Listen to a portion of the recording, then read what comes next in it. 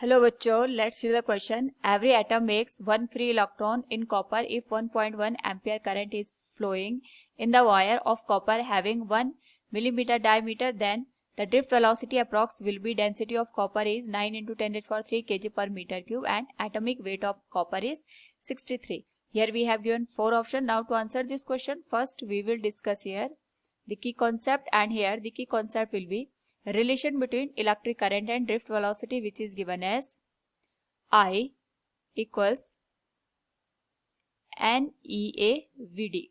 Here N is number of free electrons, E is charge on one electrons, A is the cross sectional area and VD is the drift velocity. Now according to the question हमारे पास यहाँ पे जो current की amount दे रखी है, it is 1.1 ampere और it is flowing through a wire of copper having 1 mm diameter, यानी हमारे पास जो डायमीटर है वो 1 mm के बराबर है, जिसको हम लिख सकते हैं 1 इंटू 10⁻³ मीटर के बराबर.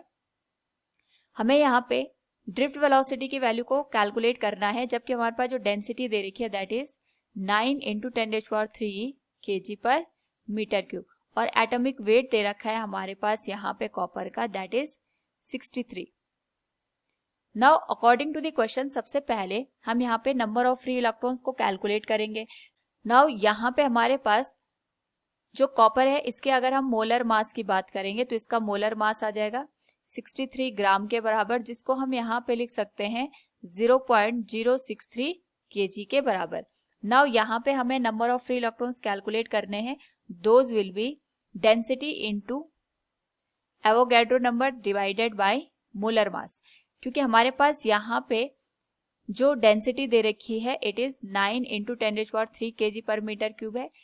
एवोगैड्रो नंबर 6.023 इंटू 10⁻23 के बराबर गिवन है और जो मोलर मास हमारे पास दे रखा है इट इज 0.063 kg.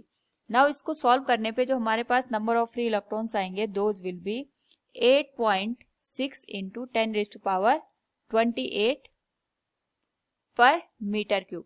नाउ यहाँ से जो हमारे पास नंबर ऑफ फ्री इलेक्ट्रॉन्स निकल के आए हैं उसके करस्पॉन्डिंग हम यहाँ से ड्रिफ्ट वेलोसिटी कैलकुलेट कर सकते हैं. That will be I equals NEA VD. VD की जो वैल्यू होगी that will be I divided by N into AE into A. Current की वैल्यू आ जाएगी 1.1 ampere. Number of free electrons हमारे पास आ जाएंगे 8.6 into 10⁻28. Charge on electron will be 1.6 into 10⁻⁻19 और हमारे पास जो एरिया बनेगा that will be pi into r square. R को हम यहाँ पे d/2 का होल स्क्वायर भी लिख सकते हैं क्योंकि डायमीटर दे रखा है. तो अगर आप वैल्यू पुट कर दे तो ये आ जाएगा 1.1 into 8.6 into 1.6 into 10⁻9 into 3.14 into D की जो वैल्यू है it is given as 1 mm, जिसको हम यहाँ पे लिख सकते हैं 1 इंटू 10⁻³ का whole square that will be divided by 2 का स्क्वायर. नाउ यहाँ पे अगर हम इस होल वैल्यू को सॉल्व करके लिखें तो we can say it will be 2 to जा 4, या जाएगा 4.4 इंटू 8.6 इंटू 1.6 इंटू 3.14 इंटू 10⁻³ के बराबर.